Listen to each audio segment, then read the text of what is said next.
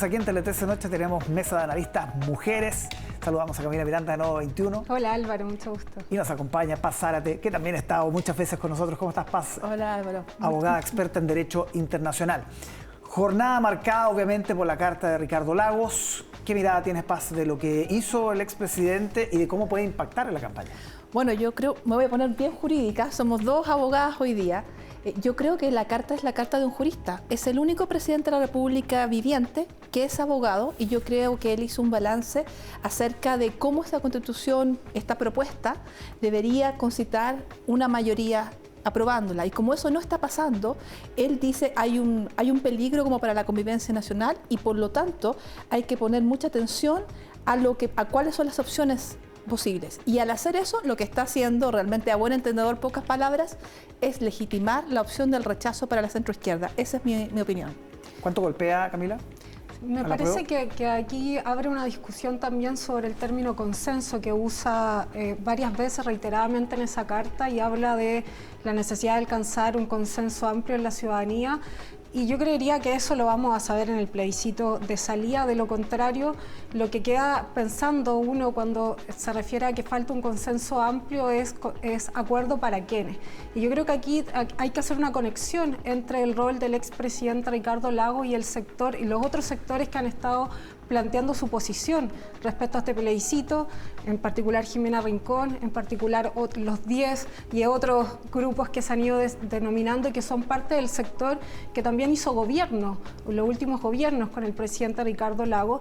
Y en ese sentido la pregunta que yo me hago, si el problema de los consensos es que no estén de acuerdo con las posiciones que aparecen en la nueva Constitución y por tanto se impugna un proceso que obligó a llegar a consensos amplios como los 2/3 y que tiene que ver con eso, a una discusión respecto a los contenidos y al proceso democrático mismo, porque yo lo combino con la experiencia de los últimos 30 años. Es decir, son consensos solo cuando los acuerdan ciertos sectores, incluso de espaldas a la ciudadanía, y eso se nos presentaba como consensos amplios, el cual todas y todos teníamos que acatarlo y decir estos son los consensos de la mayoría, pero bueno, porque esos se agotaron, llegamos a la necesidad de un proceso constituyente. Entonces yo creo que el expresidente hace bien en señalar que hay un problema que yo creo que no se resuelve con la discusión constituyente, sino que es más bien un problema como sociedad, que son distintas crisis y desde luego un texto no resuelve todas las crisis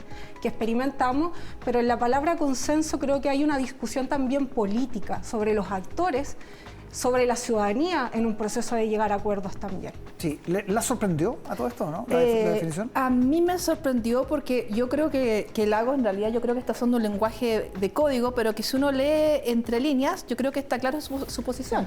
Cuando él dice que hay que estar preparados para que el proceso constituyente continúe y cuando dice que una constitución no puede ser partisana, a mí eso me sugiere que él piensa que este texto nuevo lo es.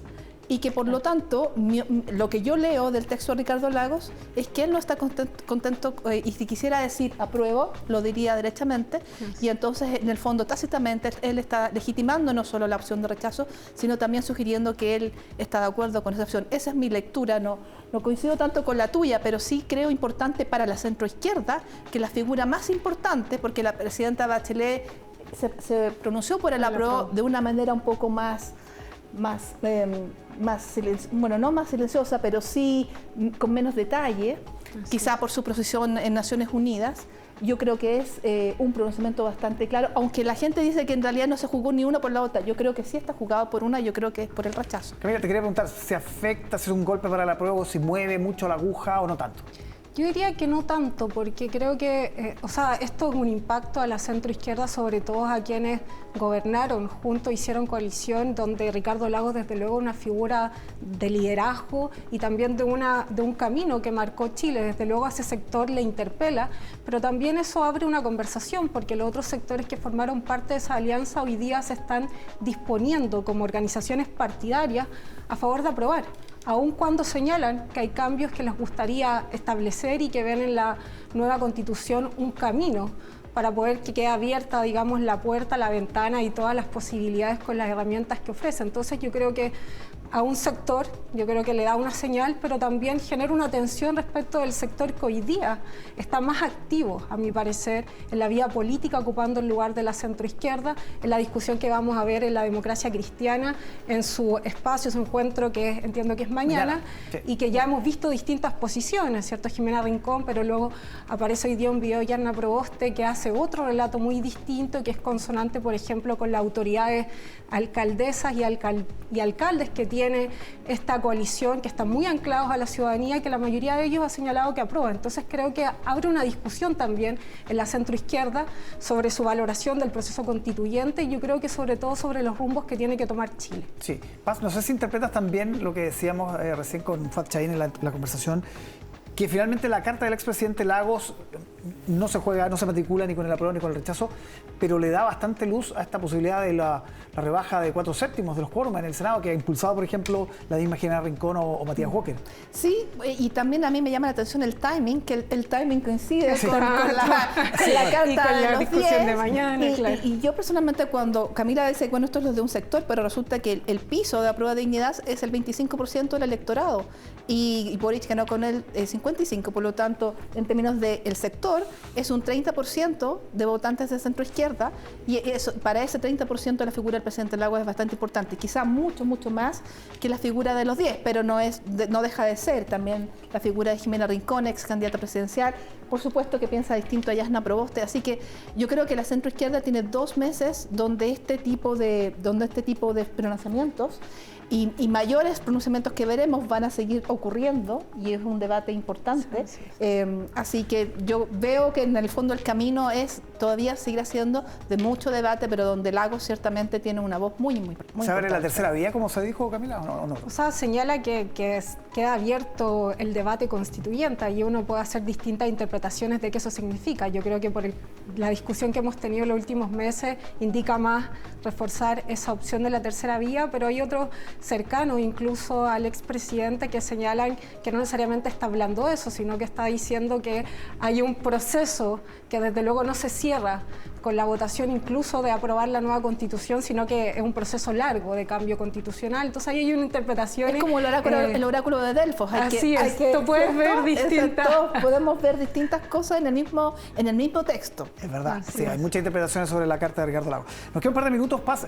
Querías hablar de la polémica que existe en la Cancillería a propósito del nombramiento de Berger, ¿no? Del hijo de Carmen Hertz como agregado cultural en España, con asiento en Barcelona. Hay un lío ahí porque se supone que es en Madrid, experta en Derecho Internacional, así que te preguntamos cómo ves esa situación. Bueno, yo creo que si dejamos de lado la muy respetable historia personal de Carlos Berger y de su madre, hay un problema, porque solo el hecho que esto se haya filtrado con los detalles indica, yo creo, que una insatisfacción muy profunda a nivel de Cancillería, porque si bien es cierto que el presidente de la República tiene una prerrogativa para nombrar los embajadores y para nombrar los agregados culturales, en los países modernos tanto los agregados culturales como los otros agregados son objeto de un concurso.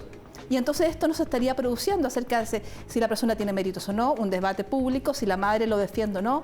En realidad esto no es muy presentable. Así que yo creo que en el ejercicio de esta prerrogativa, que se ha hecho también para algunas designaciones de embajadores que son muy controvertidas acerca de sus méritos, hay un problema de fondo de insatisfacción, yo creo, del gremio de los diplomáticos de carrera, que no se puede desoír porque hubo promesas del candidato Boric respecto de ellos de respetar su función. Sí, el día del nepotismo también que aparece acá. Camila, ¿fue un error nombrar a ver, yo no sé si aquí hay un dilema de nepotismo. Concuerdo que hay una tensión hace bastante tiempo entre quienes han construido una carrera diplomática y el rol y la posibilidad que tienen los distintos presidentes de nombrar algunas personas de confianza y como los porcentajes. Cada vez son más las y los diplomáticos de carrera quienes acceden a estos espacios que tiene que ver con las responsabilidades que se asumen en el diálogo, en el trabajo internacional. Entonces yo no hablaría de nepotismo, pero creo que obliga, ¿cierto?, por los mismos planteamientos que ha tenido el presidente Gabriel Boric, a tomar medidas al respecto, a dar explicaciones, a clarificar estos acontecimientos. Sí, a todo esto, ¿De Polo todavía está esperando el agreement en Sí, Brasil? eso ya no huele a agreement. Lo que sí debo corregir, que no es verdad que cada vez hay más diplomáticos de carrera. Ese número ha bajó con el gobierno de Sebastián Piñera, y bueno, el gremio esperaba que fuera alrededor de un 90% y la promesa fue 80%. Pero no solo la cantidad, sino también a quién se nomina.